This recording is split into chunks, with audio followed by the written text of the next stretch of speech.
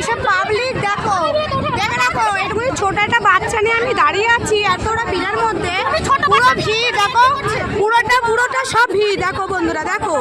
আর এ শুধু তর্ক করছে, বলছে এটা নাকি বড় একটা বাচ্চা, আর এই যে একটা বাচ্চা দেখতে পাচ্ছ, এই যে মেয়েটা, এই মেয়েটা নাকি ছোট বাচ্চা, আর আমার বাচ্চা নাকি বড় হয়ে গেছে, আমরা দাঁড়াতে পারছি না ভিড়ের বন্ধু। এখানে বসে রয়েছে, পুরো দলা হয়ে বসে রয়েছে গেটের সামনে, একদম পুরো গেটের মুখে দাঁড়িয়ে আছে।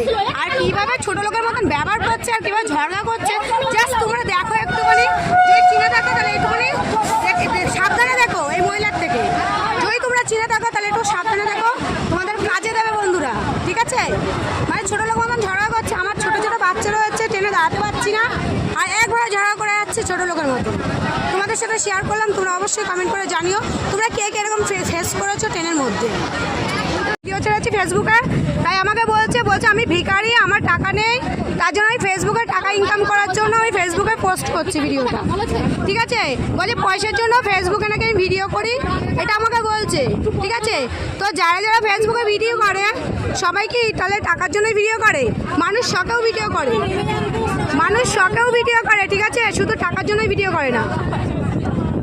কথাবার্তা যা বলবো লিমিট রেখে কথাবার্তা বলবা।